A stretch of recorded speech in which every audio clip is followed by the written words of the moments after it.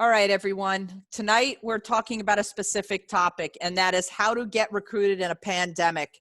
And that is something I never, ever, ever expected to come out of my mouth. So let's get started. And what I'd like to do when I start these webinars is to tell you a little bit about myself. And the reason I do that is there's a lot of people out there talking to you about recruiting. You've got your travel ball coaches, you've got recruiting services, you've got well-meaning people out there who are trying to tell you what to do. And to this day, I consider myself a lifelong learner, meaning I will listen to anybody who I believe has some competency in the topic, and I want to learn. So I want to let you know where I'm coming from when I talk about this topic. And I can see this from two different vantage points. Number one, I was a Division I softball coach at Florida International University for 10 years. Multiple top 25s, regional appearance, coach of the year awards. I was on ranking committees. I was on the top 25 committee.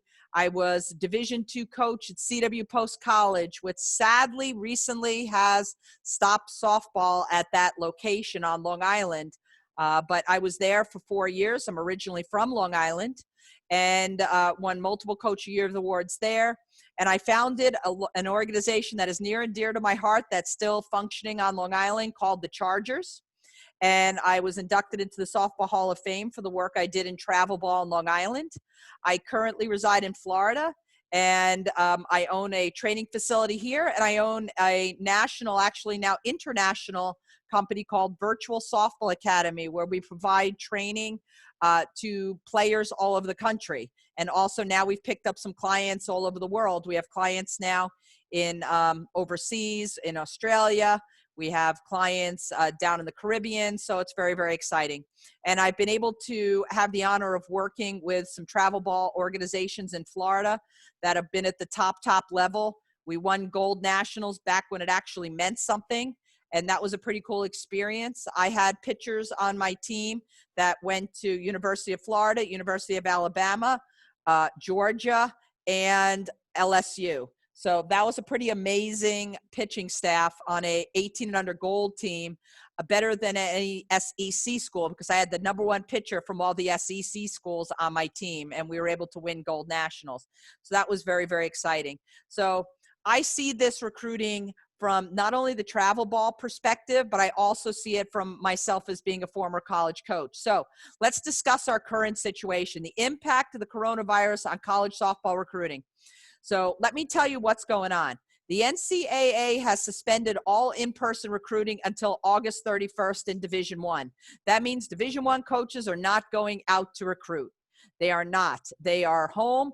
They are not going out to recruit. So that has just been extended to August 31st. Division II and Division III have special rules. So theirs are not as stringent, but the Division I's are in a dead period. That means they're not going out at all. Division II is in what's called a quiet period. So that's a little different. And Division III has some other rules. They're a lot more relaxed. Scholarship reductions are possible for two reasons. Number one, budget. This is going to really affect colleges, and I cannot even tell you how.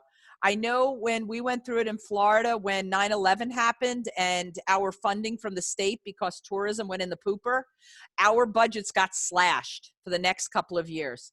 And recruiting, travel, all of that. Now, why would I say scholarship budgets could possibly reduce? Number one, money. But number two, they're allowing an extra year of eligibility from last year's seniors. So if a senior decides to stay an extra year, that means that coach is going to have less money to offer, money that they thought they might have, because that player is coming back. So especially at the Division I level, that is a possibility. So budget restrictions, especially for recruiting, I think are, unless it's a power school, a power football conference school, I think we're going to be seeing a lot of budget situations with a lot of schools in the upcoming year or two. Many coaches, especially at the Division at the Division II and the Division III level, have been furloughed. Because there's no recruiting and there's no softball, they've been furloughed. So some of those coaches will still go out and recruit on their own money, but furloughed means they're not getting paid. So I know many of us, this has affected us financially from our job situation, well, college coaches as well. Many colleges, and I think I could say most colleges will not be offering on-campus camps this year. I think that's going to be something that we see because of the COVID regulations, state by state, county by county, city by city. You're not going to see a lot of colleges hosting camps. And because of what we said about that extra year of eligibility, I think the reason we haven't heard a lot about this is I don't think the coaches really know what the answer is, and it's so different from school to school. I think coaches are unclear about how many roster spots they have as they find out if their seniors are coming back. And then the timeline for recruiting is totally and completely becoming delayed because the coaches are not going out the way they usually are. This summer is going to be very challenging from a recruiting aspect. And for those of you who are 2021, 2022, this is very unsettling for you, and rightfully so. So we are going to go hands-on with what you need to do. All right. So when does recruiting start? For Division I, like I said, dead period until August 31st. So no Division I coach may participate in on or off-campus recruiting activities until August 31st. So the regular recruiting rule is that the recruiting rules changed about a year ago, and that college coaches used to do all this early recruiting and getting all these verbal commitments. Well, that has stopped. So coaches are still recruiting younger players. Let me repeat that. If you want to go to an upper level Division I school, if you want to go to a powerhouse Division I program, those coaches are still recruiting younger kids. They're not verbally committing them, but rest assured, these coaches are out looking at younger players. They are going to have their list of who they want to contact on September 1 of the junior year, and they are going to make it known they are interested in you. They are allowed to talk to your travel ball coaches. That does happen. And they are going to let the travel ball coaches know who they're interested in. So it is definitely imperative that if you're looking at a higher level of softball, Division I, that you as a younger person, as a freshman, sophomore, get on your recruiting process, because do not wait. Just because they extended this deadline to September 1 of the junior year and that colleges are not verbally committing kids earlier, do not think that these colleges are not out recruiting younger kids. They are. They're evaluating them. They're asking about them. They're having them at their camps when there used to be camps. So yes, they are recruiting. So please be aware of that.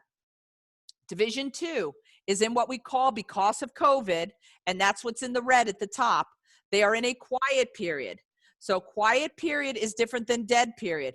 Quiet period means that these coaches can meet with players on campus. They can also work camps. So they can work camps on campus, which I don't think that's going to happen a lot, because I don't think the colleges are going to open up to that. The colleges are still pretty much closed. I mean, in many situations, we're still undecided if students are going back on campus in the fall. So I really do not think colleges are going to allow many softball camps to run, but colleges can go work off-campus camps. College coaches at Division II could go speak at camps. So they are allowed to work camps. So Division II coaches, before COVID, they start recruiting slightly earlier in terms of being able to contact you. As you can see at the bottom, they can start on they can start contacting you June 15th after the sophomore year. So yes, it's a little bit earlier than the Division I coaches can. And many of these better Division II schools are being more competitive with the recruiting process and jumping on recruits earlier, because they can jump on recruits sooner than a Division I school can. So next, Division III. Meanwhile, Division III, they are going about bumping along on their normal recruiting path. There's not much in the way of COVID restrictions to them other than what their college is saying, meaning possibly no camps on their college campus.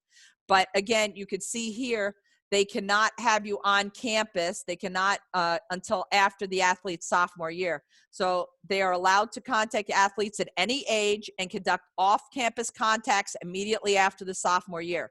Now, Most of the time, Division III coaches are not doing that because Division III schools are non-athletic scholarships, and they need to see if you can academically fit in their school first. So you do not see, even though they can, you do not see these Division III coaches contacting a lot of freshmen and sophomores because they really need to see your academic pedigree first. Now, Division III, they can go out and work camps now. Now, the reason you're not going to see them as much this summer, in my opinion, is because I'm hearing more and more about Division III college coaches getting furloughed. So this way, the college can save some money, and then it's up to the coach if they're going to personally spend their money to go out and work and recruit. So next. So what does all this mean? So I just explained what is happening, and college coaches are restricted tremendously from what they normally do. So what does that mean? How are you 2022, 2021, and some younger people going to get yourselves recruited this summer? The coaches are looking for players. They're sitting at home looking for players, just like they come to a showcase and walk through a showcase. I am going to repeat. Now, if any of you have heard my talks in the past, do not wait to get seen. Do not think that coaches are going to find you in your living room. It's even harder now than it was before. Skills and game video. Skills video and game highlight video are going to be more important than ever. You need to get a skills video. Short and sweet. And this is coming up. Many of you are doing this tonight because you got my email through the USA Elite recruiting events that are coming up. USA Elite training coming up on July 16th is having Northern Exposure. And our recruiting camps have always included video, and it is going to be more important than ever that you get some quality video to get to college coaches. So you need to have, and again, sending full game footage. College coaches, before, they weren't going to look at a full game unless they were really, really motivated. So you need to make a highlight video of game footage and put the work in yourself. I had one of my clients do one the other day. Her little brother did it, and it was fantastic. All of our kids are social media conscious. They make these little TikTok videos. They know how to do this on their phone. You need to get highlight videos of your kids out to college coaches. And you need to personally send emails. Do not send bulk emails. And you need to recruit these schools. 2022 people, get video, go do your homework, and get video in these college coaches' hands. You need to do that. Do not send them a blank email with no video. That is not going to do it. You need to get them video, and you can do this in a very, very economical way. On the July 16th, the recruiting camp in the morning that we're doing with Northern Exposure, we are videotaping and doing our virtual showcase. We sent that out to 2,000 college coaches. That's included.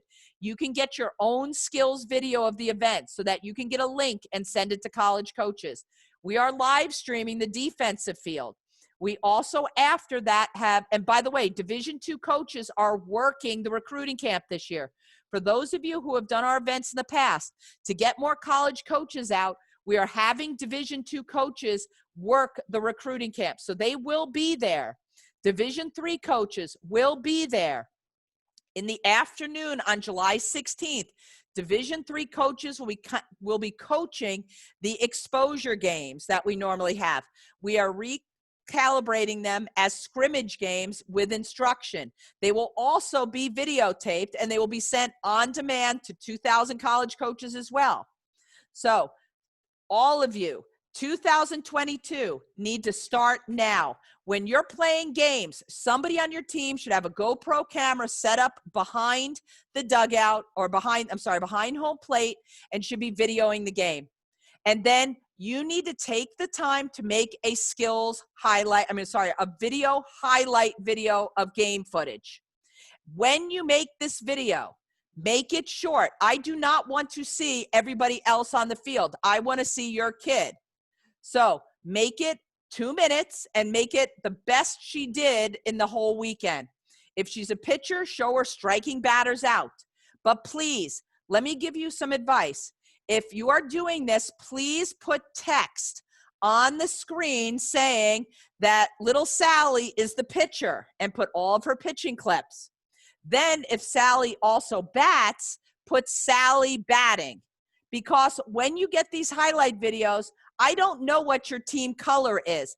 I do not know what your kid's uniform number is. Tell me that she's the batter. Tell me that she's the shortstop and she made that great play. Otherwise, I don't know who I'm looking at. So please do things like that and create these videos. Your kids know how to do them. You need to do this, and you need to get those highlight game footage videos and the skills video. A skills video is great because the coach can evaluate her individual skills, whether it be pitching, whether it be fielding skills, hitting. They want to see like a bunch of swings. They want to see her technique. They want to see her pitching technique. They want to see how fast she throws. So those things are great for the skills video, like what's getting done at the recruiting camp. And then yourself, make these highlight videos from these games that you're going to be playing in the next couple of weeks, whether coaches are there or not. Develop a relationship with the coaches that you are interested in. In other words, be proactive. You need to do the research. This is not going to change from the old talks that I did before pandemic. You need to do the research and find out the kind of school that your kid is interested in. Do not wait to be discovered. Your kid has a video on YouTube. Do you want to know how many kids have videos on YouTube? More than you want to even know. Your coaches are not going to find you on YouTube. The coaches are not going to watch live streams of 100 games and find your kid. They don't know who your kid is on that live stream unless you tell them. So you need to send that skills video in an email personalized to that college, and you need to tell that coach why you're interested in that school. When I did these recruiting talks all over the country, I had a coach tell me something, and she did a talk for me out in Texas, and she said, players want to feel special in the recruiting process. Well, so do I as a college coach. Recruit that coach. Tell her why you're interested in that school, why you're a good fit, why you want to be there, and why she should look at your video. I am a great shortstop. I throw 60 miles an hour. I am a great hitter. I hit 10 home runs last year. I am a slapper. I run a 2.7 down the line. You need to be your own best advocate. And it's not bragging if it's true. You need to get those coaches to understand why they should recruit you. Now, I'm giving you a lot of information, and we will have some time for Q&A, but I want this to be a 30-minute talk. Social media. I think it's important, but I really do not think any college coaches is trolling Twitter to find your kid. Social media is another way to develop a relationship with a coach, but do not think these coaches are trolling Twitter to find kids. They're not. But develop that relationship. Once you get to know coaches, follow their Twitter. Ask them to follow your Twitter. Send that information in an email and then regularly tweet. So yes, social media is important, more so these days than ever before. But it's about developing a relationship with the social media, not feeling you're going to get discovered through it. Do not think you're going to get discovered on YouTube, in a live stream game, on social media. You have to do your homework, and that is more important now in a pandemic than ever, is that coaches are home recruiting. You need to get their attention. You need to tell them through video why they should recruit you, through the email. And you need to attend events as they start happening where college coaches are at. And like we said, this event with USA Elite, college coaches will be there, but even more than that, the video extends your reach to all of these other college coaches of schools that won't be at that event, that are maybe outside of this area that you want to get yourself seen by. So let's go with a big topic I've been asked lately is the tournament being live streamed? Okay, everybody can see my screen. Can anyone tell me what the number on the uniform of the third baseman is? No?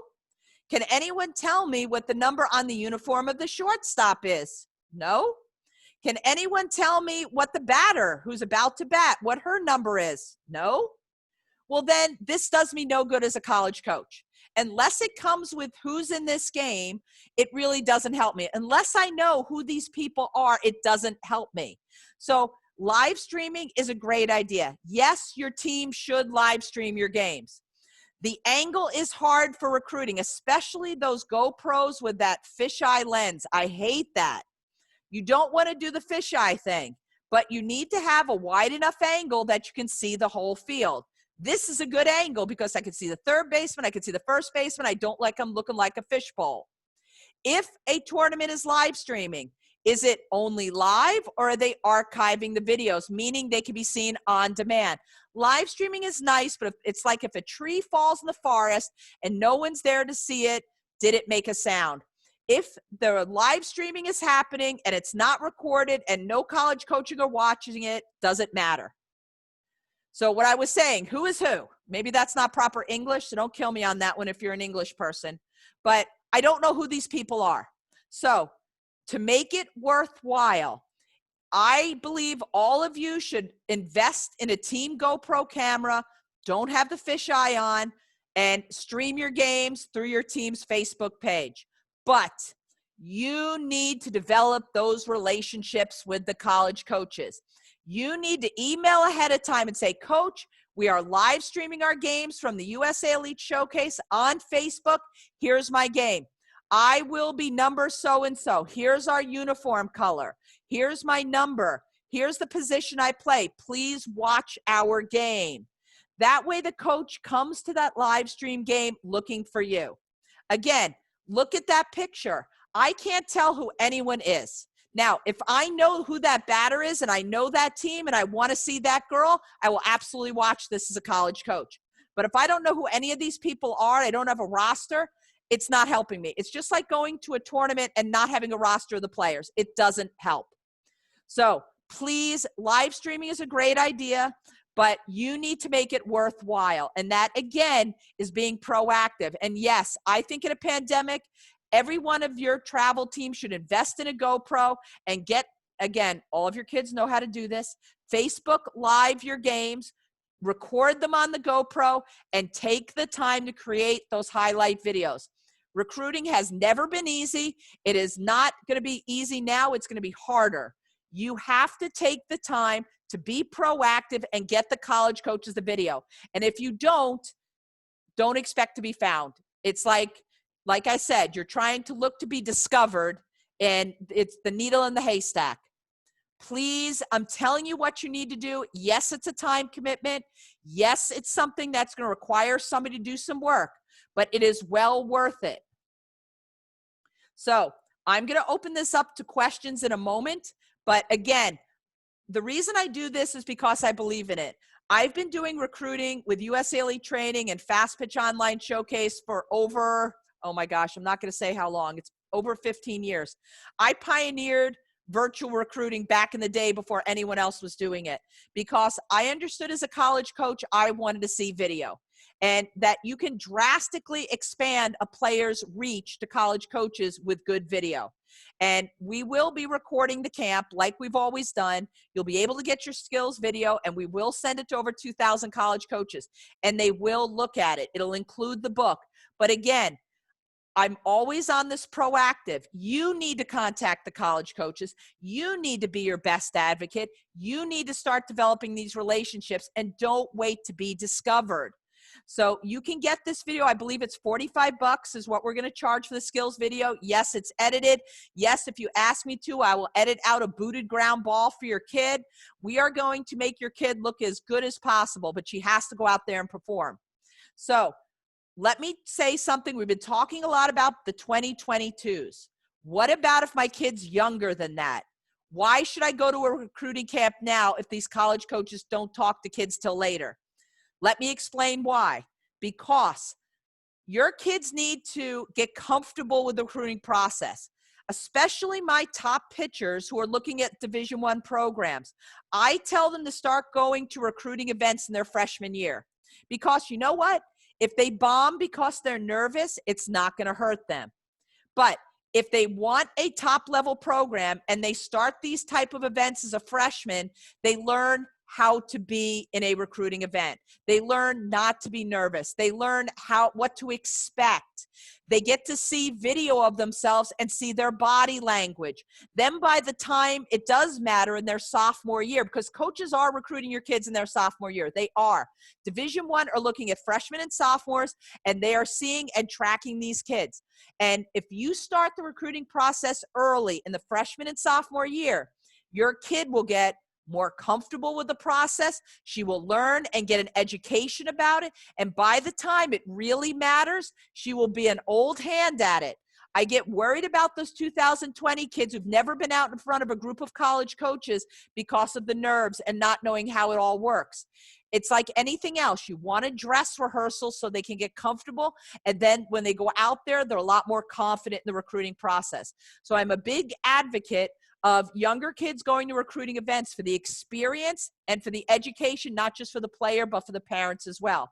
So the afternoon scrimmage games on July 16th, all this is going on July 16th on Thursday.